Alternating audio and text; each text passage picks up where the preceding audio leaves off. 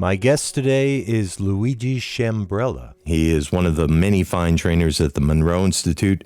Luigi, I've been looking forward to picking up this conversation with you for quite a while now. Yeah, me too. So last time we spoke, I think you told me you were a psychologist. What branch of psychology is your forte? Well, no, it's so my background is in psychology. Technically speaking, you have to have a PhD to be called a psychologist, so that wouldn't be appropriate.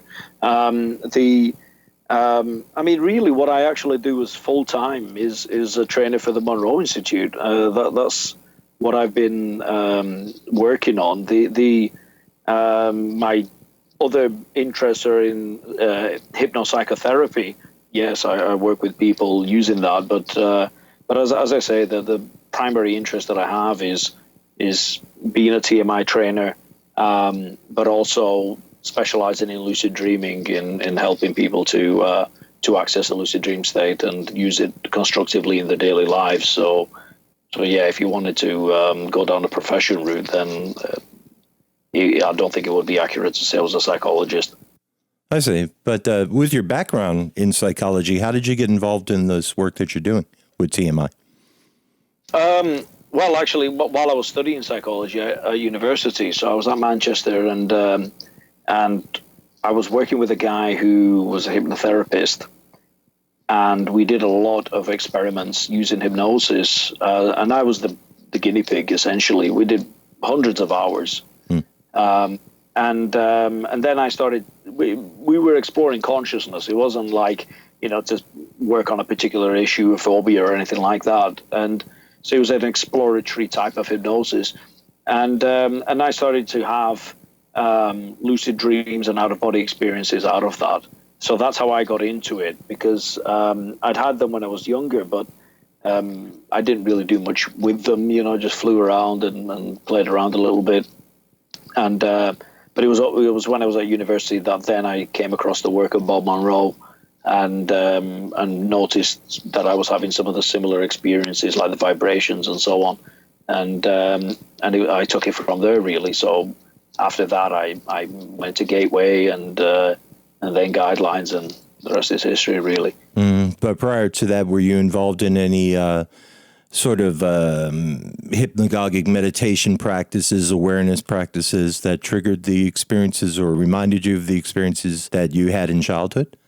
No, I was completely. I'd had some weird experiences. Like when I was 7, my grandmother died, and I had a very strange dream-like experience of her visiting me, and then waking up and finding that my brother had the same experience, and she was telling us that she was all right. That was a real weird one for me.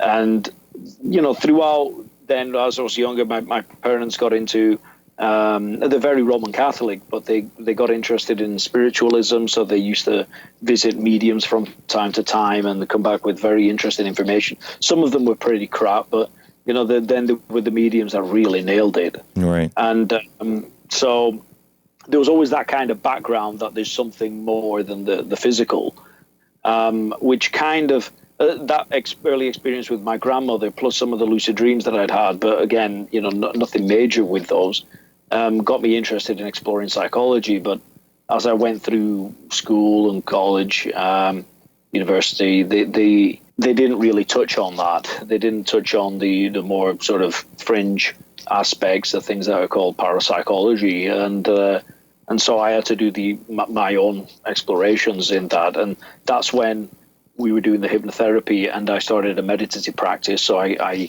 came across the book of Tenzin Wangyal Rinpoche, the Tibetan Yogas of Dream and Sleep, and that's where my practice took off. So it was, I was 18, I suppose, where really I started a solid practice in these things. So you practiced dream yoga then? Yes, because I was having lucid dreams, and what I found particularly interesting was that you read about half of Tenzin's book, and he talks about lucid dreams as I knew them, and then maybe becoming a mountain and becoming the sky, playing with the roles and so on. So actually getting beyond what you think is your physical system. That's what I was playing around with, which I found fascinating.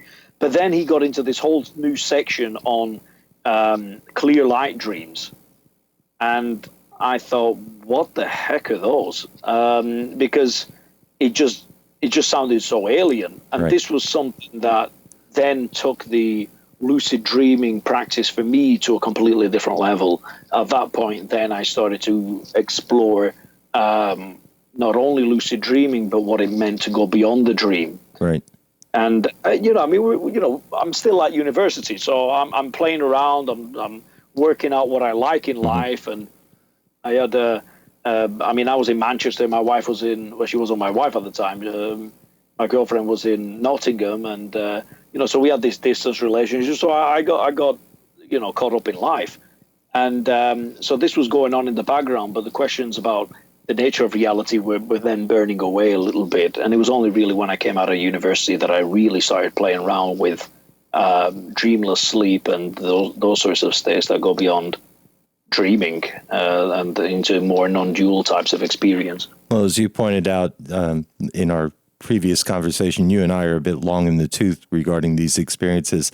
So for those who are listening, you talk a little bit about what the clear light experiences are and what how they differ from the dream world and lucid dreaming experience, etc. It's actually quite refreshing that you asked me that, because I never get asked. For me, this is my route to it, which is kind of a non-route, but we'll try to explain that without going into riddles. So the first thing that I get is the lucid dream, and the dream state is the closest that we have to the waking state. Right. And it's essentially, as you know, it's like a replica of this, but different rules and so on. So you start with dreaming because it's the closest thing to waking reality, and you can train it in waking reality so that you become conscious in the dream state. Once I'm conscious in the dream state, then I will allow the dream to fade. And this is by going into a meditative state in the dream. And what I love about doing that is that in my waking reality, when I sit to meditate, I might have a part of my body that's distracting me a little bit, and I've got to get the posture right. Or there's a noise outside and I get distracted slightly and I have to come back to the breath or something like that. But in the dream, I can meditate in absolute silence. Right. It's something that, even when I meditate in silence in this reality, there's still the breath that follows me, or I might hear my heartbeat or something like that, or I feel that pulsing. But in the dream, I can collapse all of that. I can make it all go. And even the breath, I can just silence that.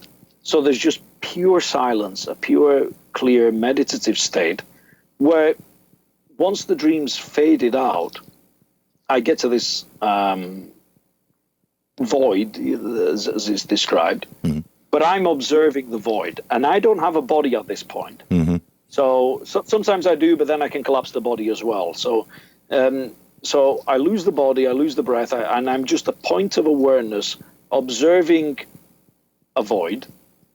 And when I first started going into this state, I panicked because I thought, oh, the dream's collapsed, then I need to start the dream again. So, there's all kinds of techniques that you read about in exploring the world of lucid dreaming, like by LaBerge, spinning and doing all kinds of things, trying to pat your body down and whatever else.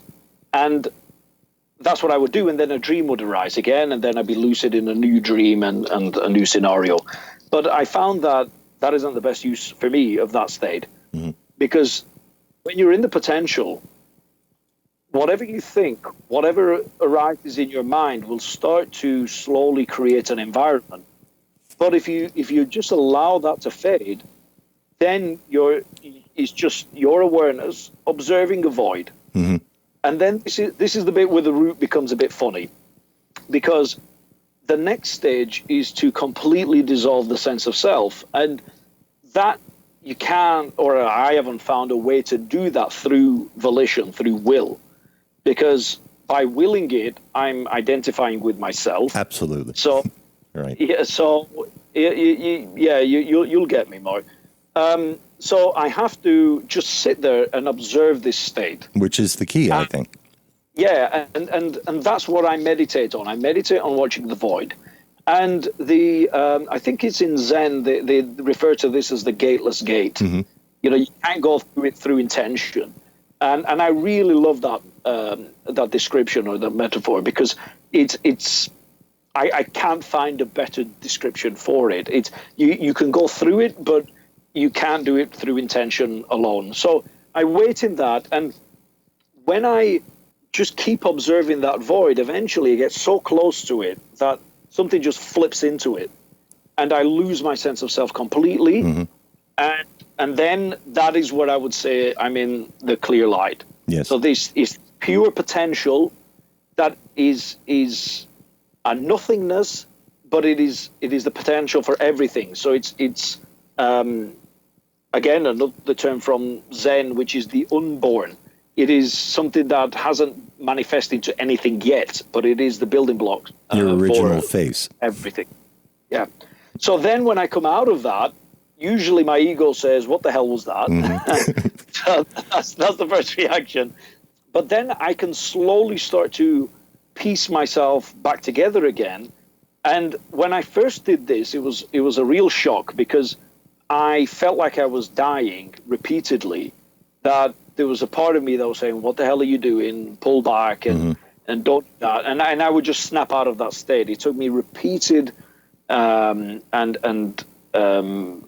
sort of the intention was there to just keep getting back into that observer position in front of that void, repeatedly to say, hey, it's okay to be here, and that I'm not going to die in the physical.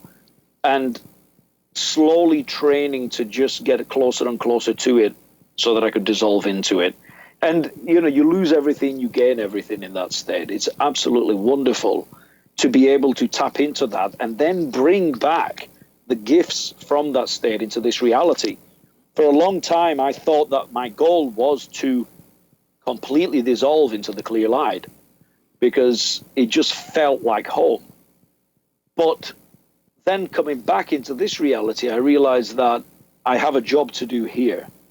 And what tapping into that reality, what tapping into the potential does, is it helps me to see where I have limiting beliefs, thoughts, values, and even emotions in this reality. And it opens up my decision space, my free will here, so that I can make more informed choices. And this was something that I have been deliberately working on ever since, and is part of what I do personally with my psychotherapy. I mean, it starts with myself to make sure that I'm not limiting myself in any sort of way, and then working with other people in groups and so on. It's so that whatever they say, I can be fully present with them empathically, compassionately, and it's not just triggering things in my own psyche. So this is something that also comes as a benefit of being able to tap into that potential state. Well, you've basically covered just about everything I wanted to cover within this interview in that one statement. I want to take the listener back to the beginning. Because there seemed like there was a path that was followed there. The experience that you described, the path to the clear light, it began in a dream. It begins with a lucidity in the dream, which turns into a form of meditation. Do I have you correct? Eventually, yes. The dream vignette fades away and it comes into a more of what I'll call a purer state of being, where there's just awareness. You lose any sense of not an I necessarily, but a relation to the I. And ideas of physical reality more or less dissolve, and they dissolve into a void. From that point on, you are able to ride the wave of, how shall I say this, ride the wave of any discomfort that comes up with the the identifications or loss of identifications with an I or the ego. And from that, you've gained a lot of value in various experiences of how you integrated it and work with it with the clients that you work with and groups that you work with in life, especially with regards to lucid dream, which is one of the benefits of this type of work. Did I encapsulate you correctly? Perfectly, Mark. Absolutely.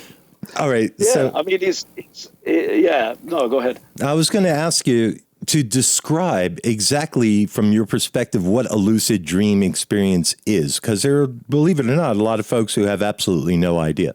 Well, okay. Right. So the basic definition is that it's a dream in which you know you are dreaming while you're in the dream. Mm-hmm. So I don't particularly like the term lucid dreaming because it's a misnomer, really. Lucidity implies clarity, and so people think that sometimes lucid dreams are just very, very vivid dreams. Mm-hmm. They can be, but not always, and you can have varying degrees of clarity, of course. I mean, sometimes it's absolutely hyper-real. Other times it can start a bit grainy, depends on what your primary sensory modality is. I mean, I'm primarily tactile. Mm-hmm. Sometimes my lucid dreams are non-visual to begin with, mm-hmm. Or I see in a different sense. So, but the point is that it's a dream that is you know you're dreaming while it's still happening. That's the criteria. So if you've ever had any sort of dream experience where you said, "Hold on a minute, this doesn't seem real, or this can't happen in physical reality," then you're lucid dreaming. Sometimes people get this when they've had something like a nightmare and they go, "Oh, wake up." You know, there's a part of them that just tells them to wake up. You've had a fragment of lucid dreaming, of lucidity at that point, because there's a part of you that knows that it can come out of this of the reality that it's in.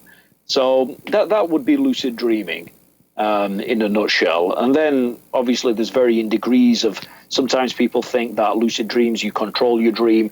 Again, this is something that varies, and I like Robert Wagner's description of this. He talks about a lucid dreamer being like a sailor on the sea. He doesn't control the sea; he controls his boat or his actions on the sea. And that's how lucid dreaming is. You're more of a director role. So if you want to fly, you make the suggestion of flying, but the whole environment is created by the dreaming mind, what I call the genie. So the genie paints all the pictures. It creates the sea, the surf, the birds flying, and so on. And your action, even your body within that dream environment, you don't have to think about that. You just focus on what you want to do and where you want to go. And sometimes people just stay in an observer role. In other words, the dream's happening, but they can't physically interact with it in any sort of way. They're just sitting like they're watching some sort of TV screen. And that's also okay. That's still a lucid dream. It's just that you're in this observer mode. Very common when you're doing a lot of meditation, because the idea is you watch your thoughts and don't get involved in them. So meditators can sometimes find themselves lucid dreaming without having that physical interaction, that immersion as well. So there's varying degrees of presence in a lucid dream. But I think that just about covers it. We're saying that it's a dream in which you know you're dreaming while it's happening. And I like to include the notion of being able to interact or relate with the content in a different way. The analogy that you drew about the sailor in the sea, you're right. You didn't create the sea, even though in a dream, everything there is potentially or theoretically of your creation anyway. It's part of your subconscious realm. It's part of your subconscious structure, and we'll talk a little bit more about that as we go along. But your ability to interact with your subconscious content, especially when it comes to fears, complexes, belief systems, things that you're working out, is invaluable, which is why I encourage the lucid dream experience as a psychological benefit, to anybody who's interested in, self-awareness training. So you've been obviously lucid dreaming for quite a long time now. You said it happened spontaneously since when you were a child. I heard you correctly, yes? Yeah, I mean, they were very simple things. Like the very, very first lucid dream I can remember. I don't even know how old I was. I must have been maybe about 5 or 6, maybe even younger. I don't know. And I just remember just walking along in a park, and there was a balloon that I was chasing, and then this balloon started moving quite erratically. It was floating up. It was a helium balloon, and then it just started zigzagging, and then came down to the ground, and then flew up. And I just remember thinking, "That's not right. I Hmm. must be dreaming." That was And right. then this elation that came with it, and then the thought I could do anything, and I just started flying, and I just Right. flew through the air, and just flew in all directions, and then I woke up shortly after that and thought, "Wow, that was really cool." What the hell was that? And then I just got on with life. And I had several like that. Things that I didn't really do much else with them other than sort of thinking that they were curiosities. Sometimes I would talk to dream characters and they would tell me interesting things about what was happening in my life. Other times they would just talk complete gibberish. I mean, they would just talk like some sort of automaton and not really provide me with any useful information. So I'd say, "I'll forget it."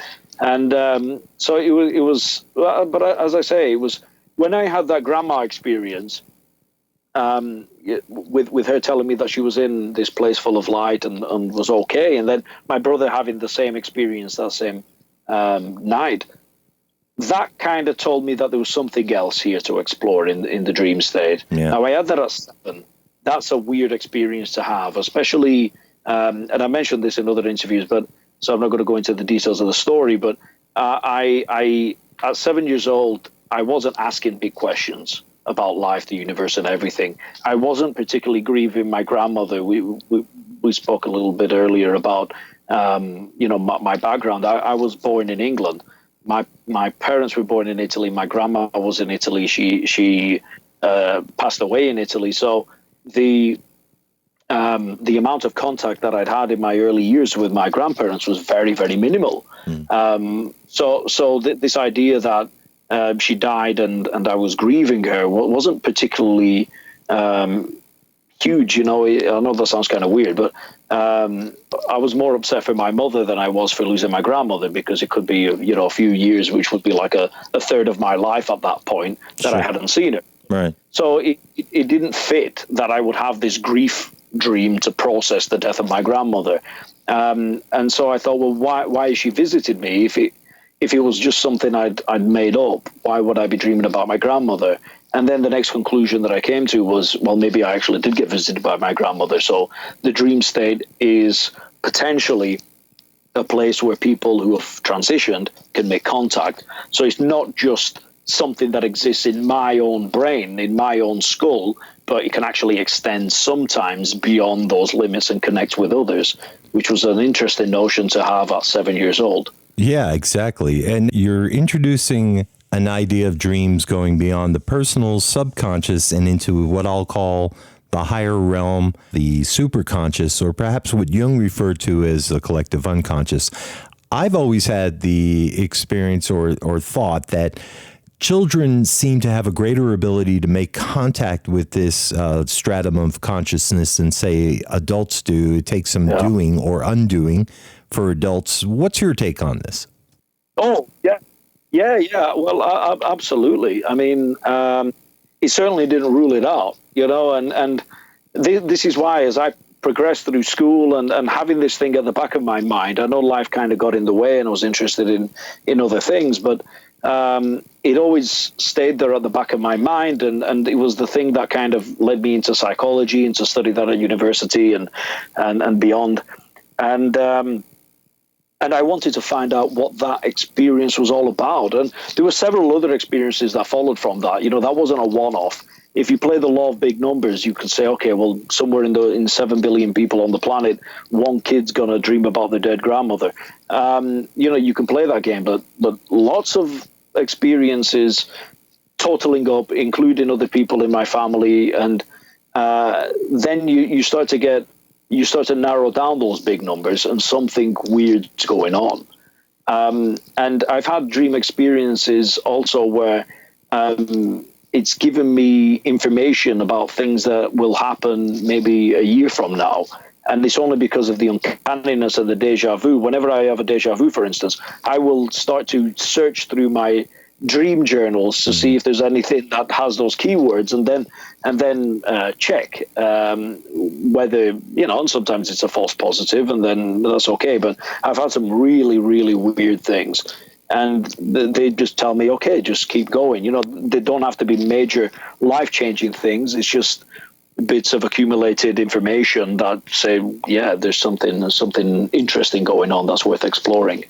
Well, we don't need to really get into the realm of, how proof here. No, that's fine. Yeah. Because we can have a long conversation about things like quantum entanglement as to why your brother and you had the exact same. I mean, there are numerous theories that are available to explore as to why these anomalous experiences happen. But I want you to know something. You're not alone. My first transcendent experience happened at approximately the same age. I was maybe 7 or 8 years old. You're not unusual as far as I'm concerned. A lot of people have had such experiences as young children, and they write them off as either imagination or they're, told not to explore that for whatever, religious beliefs. Like, if you leave your body or have a lucid dream or entertain anything mystical, the devil's going to come and rob your soul or whatever the particular belief is. And, I don't poo-poo any beliefs. But these types of fear tactics, I think, do tend to keep people from exploring what their true nature is and deepen their relationship to what they consider to be the divine, even if it's in the classical sense of what's taught in some religions. So I think those are beautiful opportunities that are perhaps missed. So obviously, your first lucid dreams were not intentional by any means, but you're now teaching people at TMI, and this is a course that I think you started quite some time ago, and perhaps utilized some of the recordings I had made back in the day. Well, not really. Personally, I did. Mm-hmm. So when I first started getting into lucid dreaming when I was at university, the short story is, did a lot of hypnosis at university, started stumbling across these states, found out about Bob stuff, and then started listening to HemiSync. So then we were using HemiSync in the lab as part of the hypnosis sessions. So they were mostly like the mind food stuff, so the unguided or just with the music, the meta music stuff. And then I started using the lucid dreaming series, which was a real pain to actually use. It was a great series, and I used it very successfully. But you needed an audio DVD player. Yes. And I mean, those were like gold dust back in the day. Right. We had a lot of limitations we were working with at the time. Yeah.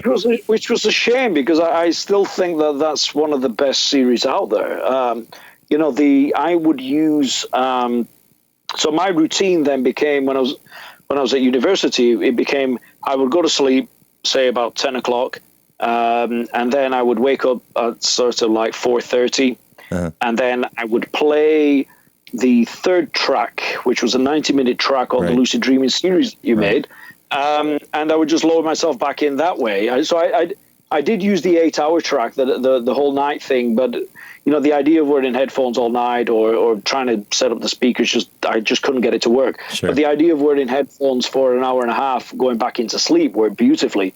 So I would do that from 4:30 onwards, listening to that, and I would become lucid every time. I mean, it really, really worked for me.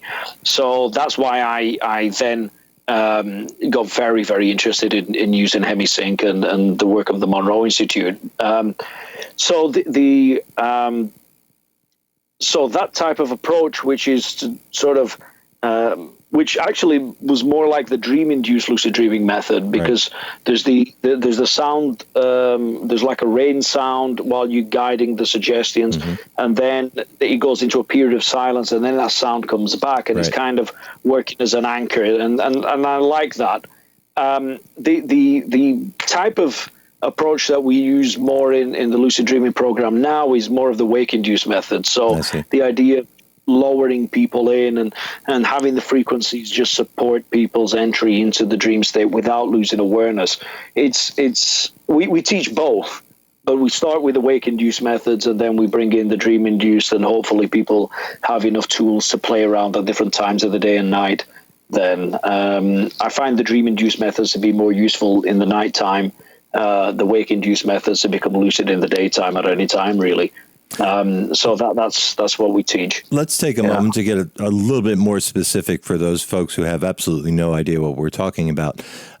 We're talking about induction methods of consciously or intentionally inducing these states of being while in the dream state, or awareness within the dream state. One is called wake-induced lucid dreaming.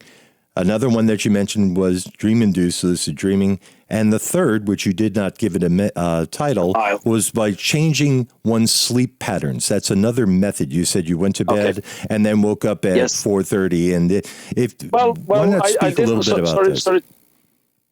Sorry to cut you off there. I didn't change my sleep patterns as such. What I was doing though was because I would go to sleep at 10 anyway at that time. And sort of waking up around 4 o'clock was sort of like 6 hours in, so 4 sleep cycles after I've gone to sleep. And what I was doing was I wasn't setting a physical alarm, I would set a mental alarm. Because there was part of me, there's part of everyone that keeps a very accurate clock. And so what I would do is I would say, wake me up after 6 hours. And I would find myself waking up out of a dream at that point. If I didn't, then I knew that it wasn't the right time to practice lucid dreaming. So I would trust that my body needed more refreshing sleep and so on if I'd overshot that alarm. Which is why I mean, even to this day, I don't use a physical alarm to do my lucid dreaming practice. I just sort of set an intention. And now I tend to go to, just for the people who want to know something about sleep schedules, you tend to sleep in 90-minute cycles. And the first half of the night is predominantly delta restorative sleep, and the second half is primarily REM-rich dreaming sleep. And the further you get close to the waking state, or your wake-up time, the longer your dream periods, your REM periods become. So what I would do is say, well, there's no point interfering with the first half of the night, because that's when I need my restorative deep delta sleep.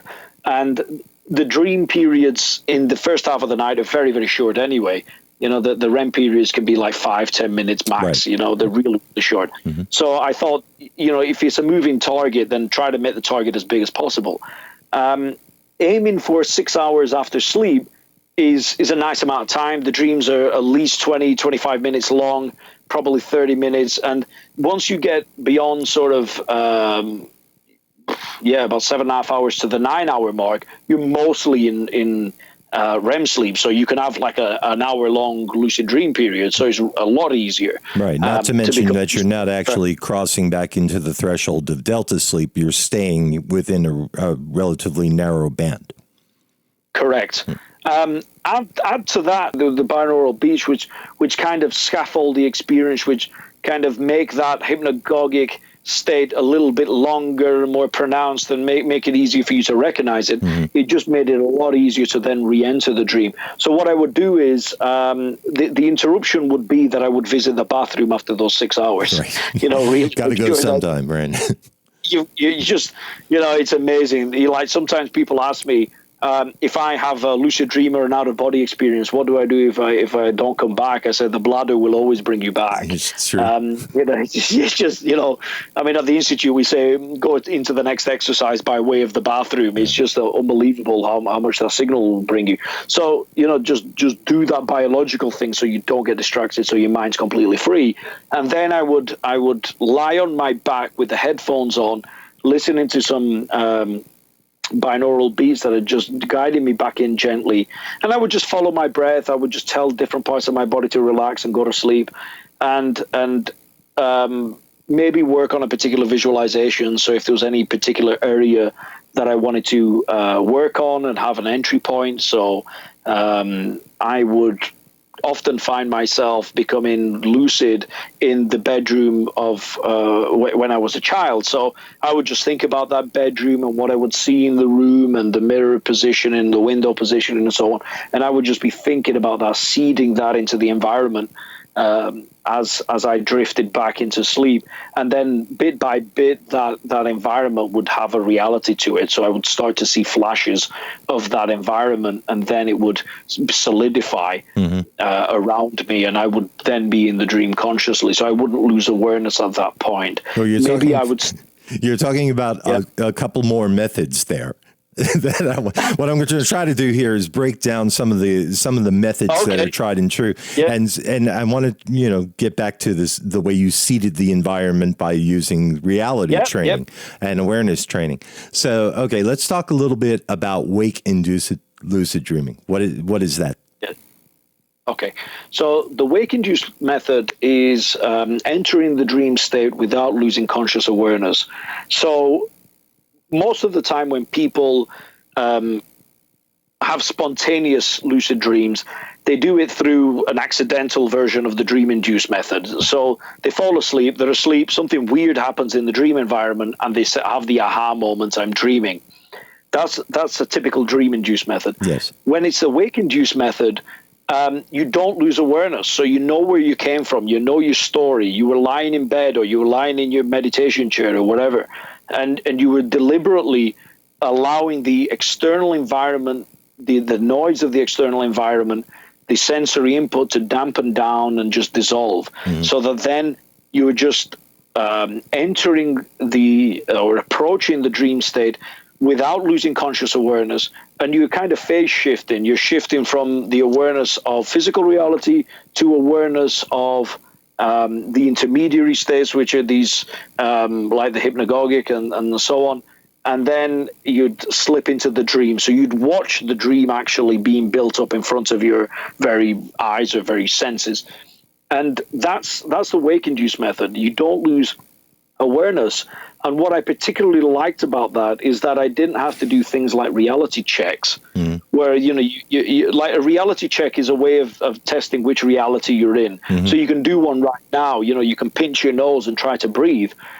In this reality, you won't be able to breathe, but in the dream you will, because it doesn't follow the same laws. And they often use the one about trying to push a finger through the palm of your hand. I've always found that to be a bit hit and miss. Sometimes it works, sometimes it doesn't. The dream can create resistance. It can create gravity quite easily and walls that actually feel like walls and so on. So something that kind of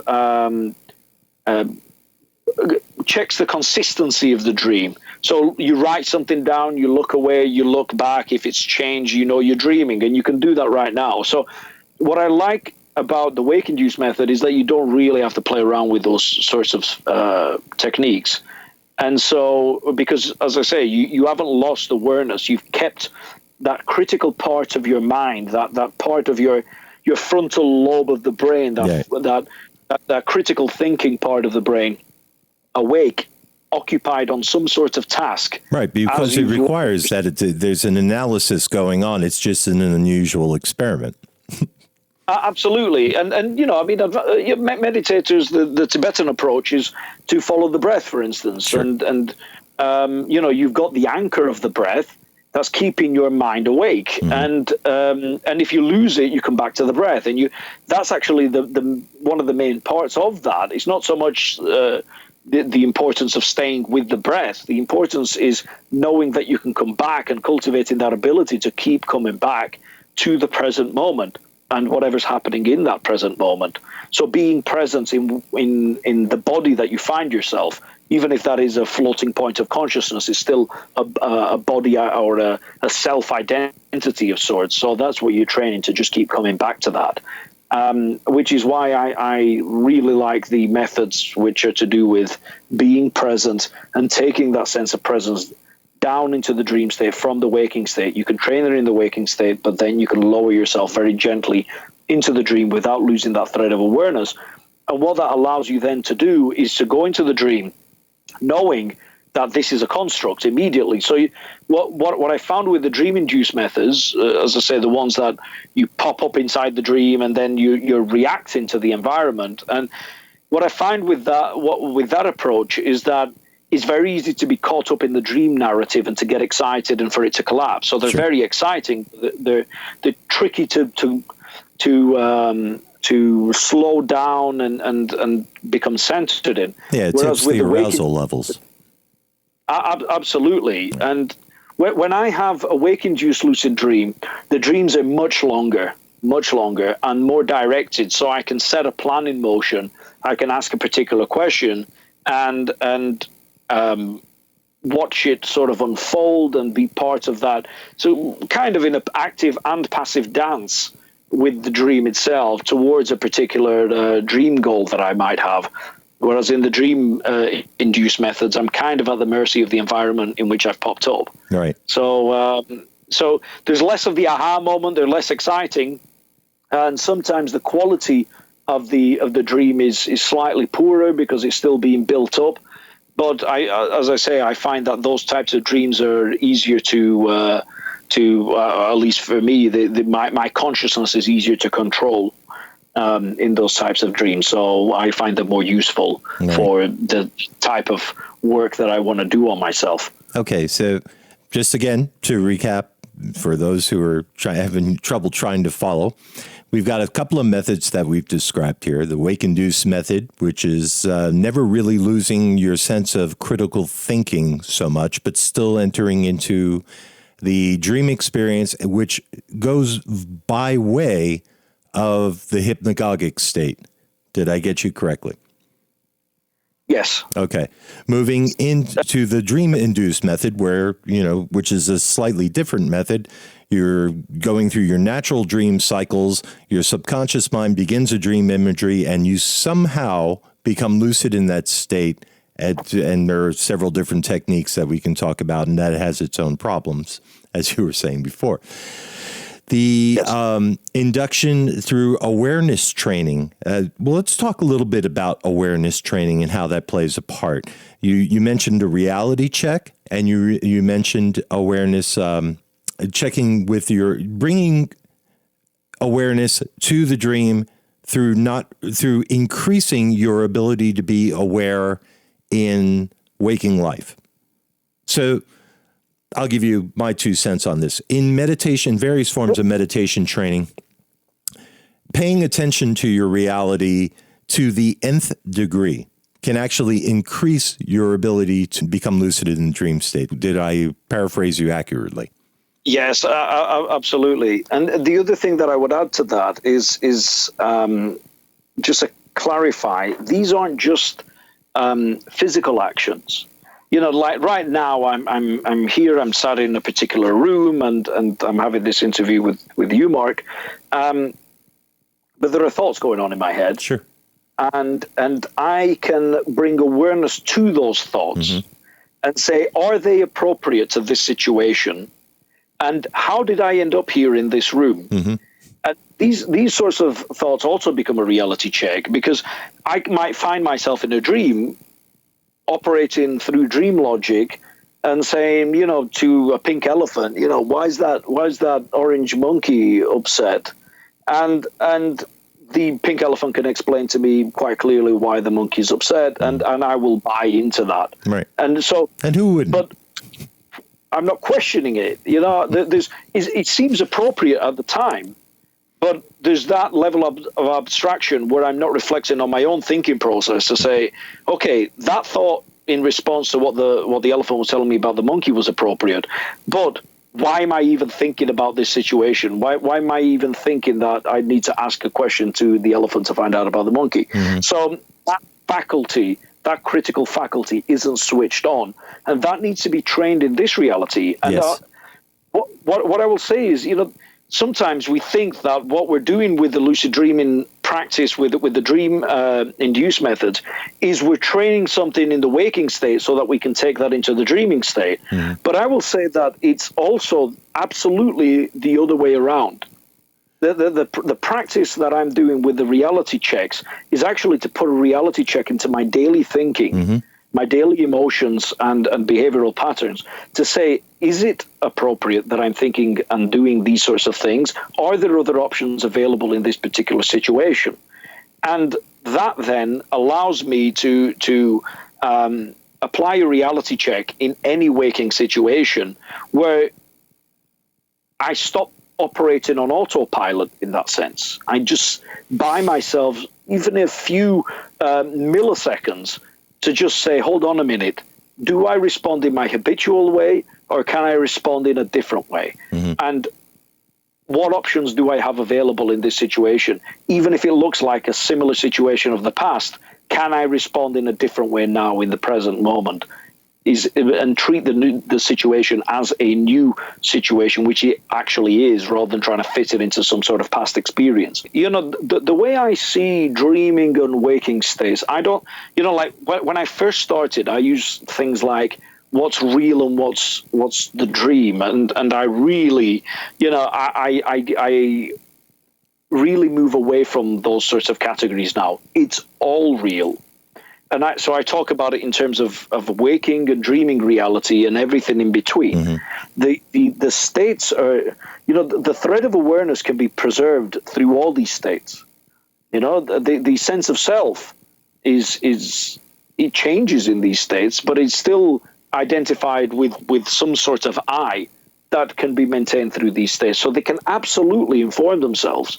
So, I started with thinking, how do I get back a third of my life, which is that third where we normally just lie down at night and just dissolve into a coma mm-hmm. and somehow miraculously wake up every morning. But I thought, wow, you know, there's a third of my life that I've lost. So is there a way to bring awareness into that? And that's what I was interested in as well. But when I found that I was doing loads of reality checks that were very specific to trying to become lucid in the dream, I found that I was becoming less present with my day-to-day thinking and connection because I was so focused on having a lucid dream experience. Right. And so you end up losing a section of waking state awareness in order to gain dreaming state awareness, and that for me just didn't sit right. It seemed incomplete. Well, it's so not for me integral. now practice it.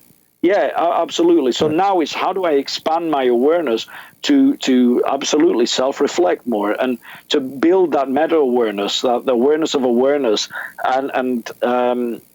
and not do it with an aim of becoming lucid in the dream, but doing it with an aim to become more lucid in whichever reality I find myself. Well, you're talking about one of the major benefits of meditation, awareness training, state training.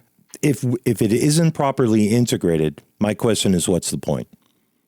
I mean, it's all very Agreed. Sexy and appealing to say, yeah, you know, I have these great lucid dreams, or I have out-of-body experiences, or I'm particularly psychic, or whatever have you. But if it walks you down a path where it serves the ego, that's basically just state chasing. Integration and developing the observer self is something that I think you're describing quite eloquently. And it is, in my opinion, the only reason to get involved in any of this type of esoteric work. That's my opinion too. I've heard many stories of people who lucid dream. I've connected with many people over the years, and I've encountered on several occasions certain individuals who find it very easy to enter these states, and there isn't a particular pattern that I would say, you know, the ones who do it really easily are like this. But I found a significant number who have these experiences very easily. Mm-hmm. And it kind of operates as a sort of defense mechanism in them. Dissociation.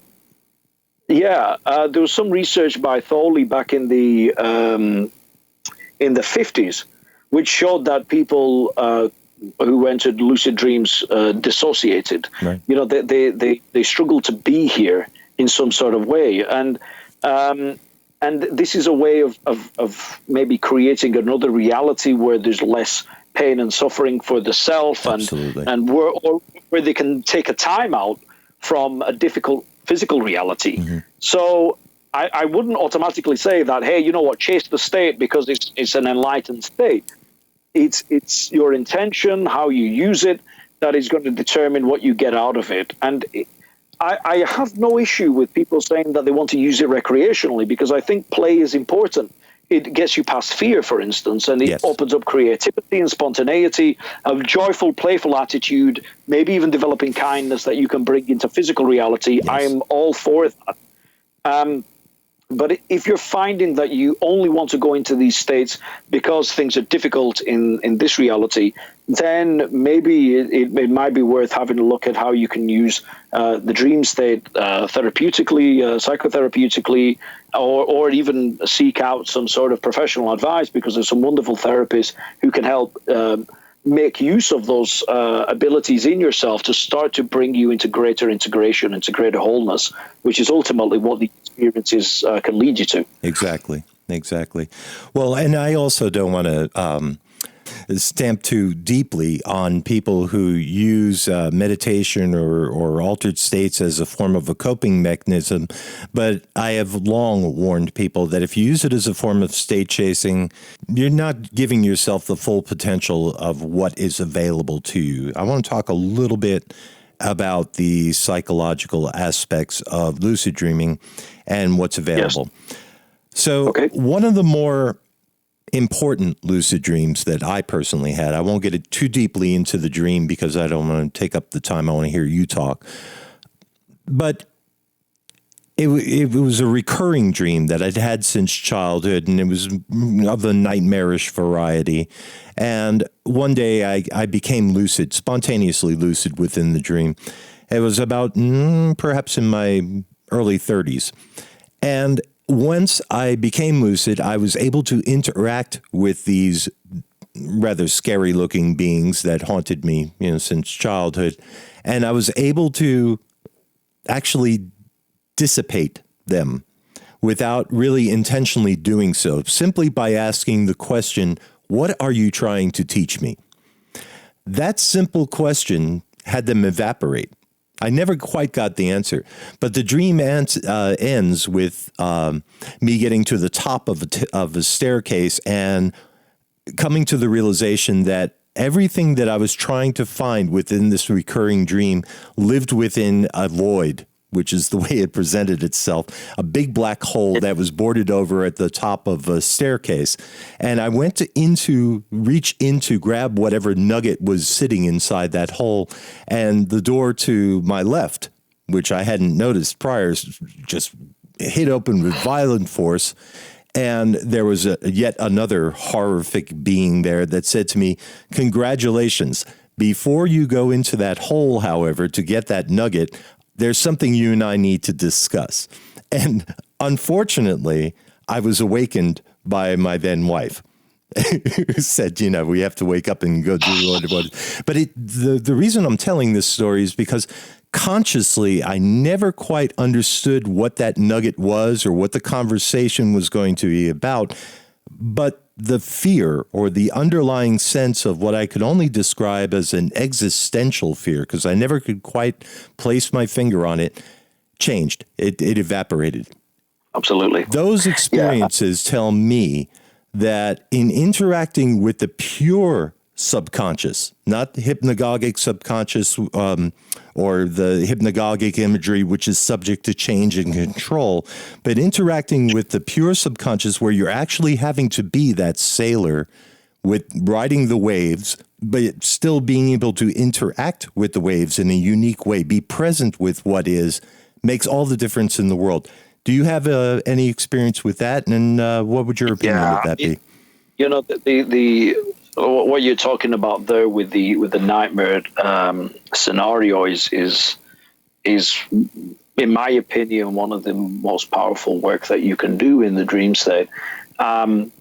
We were just talking about dissociation, and this is in the nightmare. It's basically a dissociated part of yourself. Yes. That's playing the role of some sort of monster or whatever it is, a presence or something that you're judging as being negative, right? As being not you. A part of yourself that you've exiled.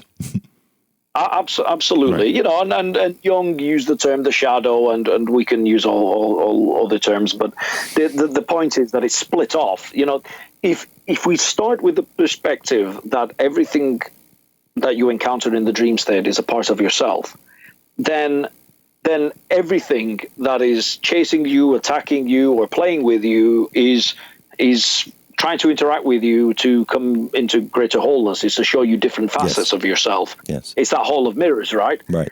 So that's great. I mean, you know, like asking the question dissolved it, because now you moved into a non-judgmental space. Yes. And you were really curious about getting connection with that thing. And now it's being seen. And, you know, this is what I come across a lot. I don't have many nightmares. I haven't had a nightmare for years now. Me neither.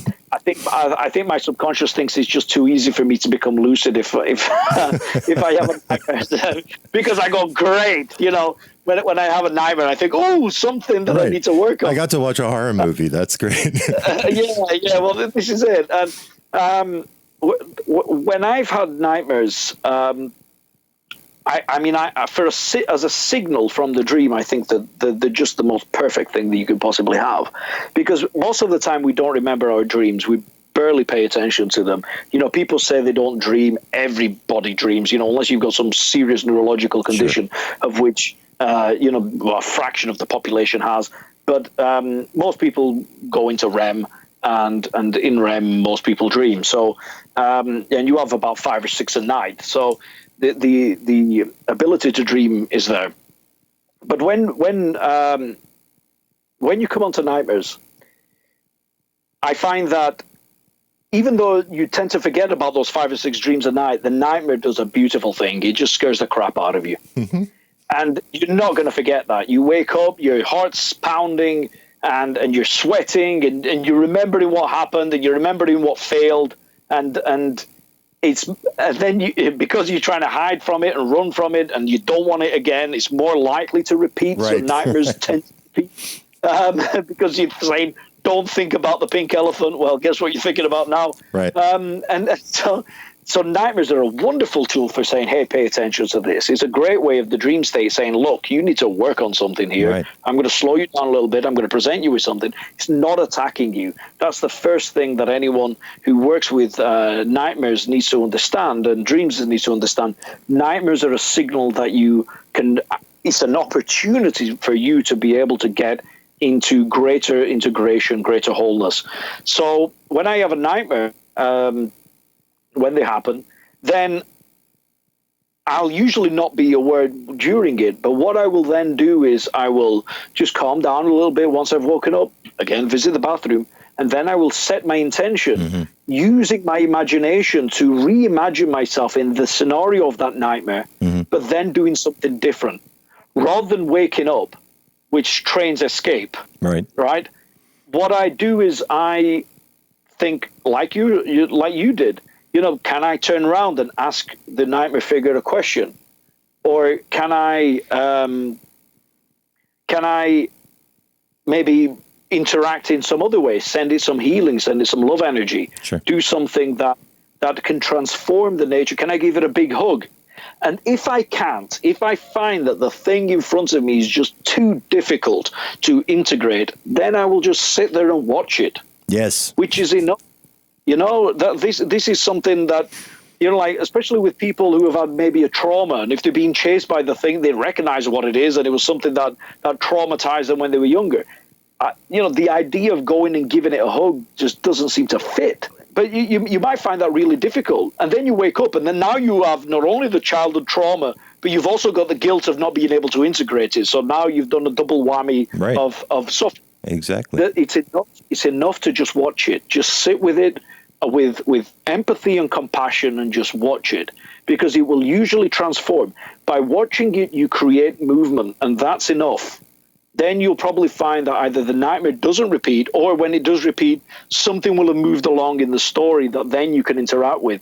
So it's okay to just move into that meditative position of just watching the thoughts arise, which is the dream narrative arise, and just staying with it, just being present with it. Right. That's enough. I couldn't agree more. I think psychically, the energy shifts. So there's one technique that I want to talk about that I don't think we really covered, which is the mnemonic technique. For those who don't know what that term basically means, it's the ability to trigger lucidity within a dream, or awareness within a dream, if you don't like the word lucidity, through using symbols. And when the symbol shows up in the dream, a book or something that you're trying to read within the dream, but that triggers your awareness in the dream, and you become more lucid and you can interact with the dream. Do you ever use that technique in what you're training at TMI? Yeah, we do. We actually teach the technique as we segue from the wild into the wake-induced into the dream-induced, and this is kind of a nice in-between step, because it has the wild element, which is the setting of an intention, and you can lower yourself down even with the mild technique if you think about a particular scenario that you want to enter, and then these particular symbols in the environment that are going to help you realize that you're dreaming. Right. The way that I like to just change that a little bit is, first of all, I do set the intention of, with an affirmation, the next time I dream, I will recognize that I'm dreaming, and kind of make that my last thought as I enter sleep. But what I will do is I will, as a tool in the dream, create something that's a dream helper. So this is creating some sort of dream character or symbol that will then help me to become lucid. And it could just be a huge neon sign saying reality check. I normally have a particular person or an animal or something like that that is going to come towards me. So as I'm lowering myself down, the dream is coming towards me to meet me in the middle somewhere. Right. So there are ways of sort of modifying these tools slightly to make it. But you've got to find your own method. That's why we teach so many different methods during the program, because it's a bit like having a Swiss Army knife. Or, I won't use a spoon to eat a steak, but I'll use it to eat a soup, right? So, it's having the right tool for the right time and the feeling that you have at that time of night. I do find that, to begin with, the mild techniques are very, very useful. Because it's just for a beginner, it's a very useful technique to start with the dream symbols, and then setting that intention. The next time I dream, I'll recognize that I'm dreaming, and just repeating that whenever you wake up during the night, and dropping yourself back into sleep. Are you well versed in dream symbology? Yes. What have you got? No, I'm not looking for a personal analysis. I'm wondering if you help people to decipher the imagery within a dream, and what your opinion is on dream analysis. In terms of symbology, what I find is that, and I don't know whether this was where you were going about a sort of dream interpretation and so on. Yes, exactly my point. Right. I can help people to work out their own dream dictionaries, but I'm not a big fan of saying that this symbol means this. Right. And there are routes to working out how to interpret your dreams, absolutely. So that can be taught. And but when I was a kid, I nearly drowned. So a beach may be a completely different experience for me in the dream than it would be for yourself, for instance. Yeah. Water doesn't necessarily mean the subconscious to you, right? No, absolutely. Although, funnily enough, water tends to mean the subconscious to me. But there are things like that. There are some common symbols that people do come across. Sure. But to say that it is only that, and also, although they might be common symbols, the context is very important. So what's happening around it? What are your feelings towards it? The emotion is going to be the biggest clue to what a dream's about anyway. Right. And so this is what we help people to work out as well, so that they can then start dream journaling, so recording their dreams every time they wake up, and then building their own collection of symbols, and then using those symbols to have their own dream dictionary, and so that they can more easily understand what each dream means as it's happening, or just straight afterwards, and then as it's happening when they become lucid. Right. So when you're lucid in a dream, you can play, as I was sort of mentioning before about this active and passive role. If I'm directly involved in the dream, I can ask and so on. But I can also sit back and watch the dream narrative taking place and just chill like I'm watching a TV screen and say, what does this mean? And freeze the action, and what does that mean? And then get real-time information. The next step actually goes to what I was saying right at the beginning, which was to dissolve the dream. And then if you just sit and watch the void, you'll sometimes find that certain types of dreams want to bubble up to the surface. Right. And before they've even formed, the message of the dream becomes apparent. So you can actually extract several dream messages before they even become a dream, a fully formed dream. And then you can just let them dissolve again. So this is also another way of getting information. There are lots of ways of getting information. You get information from hypnagogic meditation. Whenever you get close to the subconscious realm, things start bubbling up. And when they bubble up, you can bring consciousness to that information and things shift, which I think is, the primary importance of what all of this work is about. Let's divert a little bit and talk about the out-of-body experience and the lucid dreaming experience. Some people tend to conflate the two. I've noticed that there are a lot of people who have out-of-body experiences as a result of lucid dream. Do you see a difference? Okay. So first of all, I will say that they are different experiences. They have similar features in the sense that you still have a body. So even with the out-of-body state, I think you can go beyond it. While you're still in a body observing an environment, so you're in duality, you can always go beyond. Sure. So the out-of-body state is limited because you're still in a body navigating an external environment, and you can actually cut out the middleman, which is yourself, right, and just directly to information. But there's some pitfalls in trying to do that too. Cutting yourself out of the picture. Right. I mean, really, you're not putting it in a sentence, and this is, of course, quite involved and complicated. Right. But what I find is that in a lucid dream, the content of the experience is mostly fantasy. It's all my own psyche. And I can play around in this very psychotherapeutic way, as I've been talking about. Right. In the out-of-body, which you can segue from the lucid dream into the out-of-body and vice versa. Which is what a lot of people report. And that tends to be the way I go out-of-body. So I can still get the vibrational state, but I tend to get it when I come back into my body rather than when I'm going out. I used to get it at the beginning. And what I'll do now is I will collapse the dream, and that will open up another level of reality, which is more present, where I tend to find that I have very crystal clear perception in the lucid dream, but in my out of body, my experience is different. I'm certainly more tactile. I feel my way through that state more. The visuals are more grainy. I can bring the visuals on, but it takes a little bit longer. And there are fewer fantasy elements in that environment. There's a different feel to it. The energy of my physical, my out-of-body body feels different to the body that I find myself in my lucid dream, which again feels different to my physical body.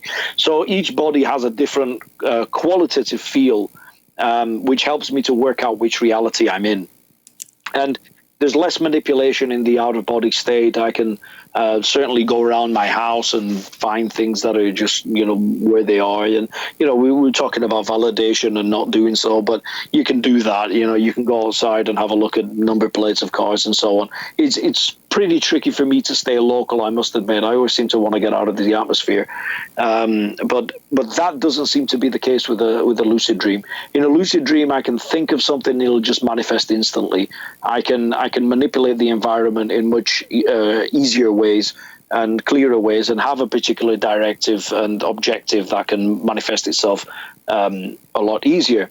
I can also, from a lucid dream, though, die in the dream, and that again changes the experience, because by dying in the dream, I'm sending a metaphorical signal to my subconscious that I'm transcending my sense of self. Yes. And therefore I can move into those non-dual experiences from that, or I can go into what might seem like a version of a near-death experience where I then separate and follow something like a tunnel experience. I don't always get the light, but some sort of flow and movement is going on.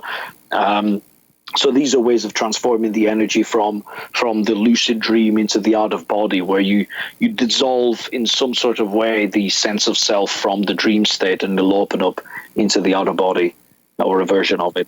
And I would say that this is why it's a continuum. Yeah. Because, much like I was saying before, my first experience with my grandmother was a dream-like environment, and the reason why I say like is because I woke up after it, and that to me signaled that it was a dream. But there was something there, my grandmother coming through into my territory of the dream, that makes me think that sometimes you can tap beyond it. And I've been able to, as I said before, get some precognitive elements from the dream state that then correspond to physical reality. So I have to remind myself when I'm in a dream, less so now, but it's always a check, that I'm not there with my physical senses. There are no wavelengths of light hitting my retinas and being processed in my occipital lobes. So, of course, my environment can look different, because color is something that's constructed in my mind. Form is constructive in my mind. So why is something real and something else isn't? If I go into my dream, and if I go out of body, and I go downstairs and everything is accurate except there's a tree in the corner, then does that make it a lucid dream? And I'm thinking, well, not necessarily, because there could be some sort of interpretation of that sort of data stream that's being perceived as a tree, but it isn't actually there in physical reality. But if we keep measuring everything by physical reality, then, of course, then we get into this sort of this epistemological kind of argument and issue. But it really is. It doesn't need to be like that. That's true. Ultimately, we're talking about consciousness here, which, in my opinion, is the hall of mirrors. And we've gone really long with this conversation. I think that's something that we're going to have to pick up in another episode, and I'll look forward to it. Luigi, my special thanks to you for a fascinating conversation. For those of the listeners who are interested in taking a class with you through the workshop at TMI, how do they get in touch with you? Yeah, absolutely. So if you want to go to the programs in the UK, then come to the Monroe Institute UK website. That's Monroe with like Marilyn Monroe, instituteuk.org. And you'll find me on there. Don't worry about spelling my surname, Sciambarella, which is just a nightmare to spell. But you can certainly email me, and my contact details are on there, and I can point you in the right directions. And even if you want to book on the US one, I can point you in the right direction as well if you come through that website. So, yeah, thank you. Well, my sense is that there's going to be quite a few people who have listened to this podcast who have found it enlightening, helpful, and that you're extremely knowledgeable. I want to thank you for one of the more interesting conversations I've had. Thank you. Thank you. Yeah, it's really been my pleasure. Be certain to tune in again to Expanding on Consciousness to become informed on the fascinating field of consciousness studies and its applications.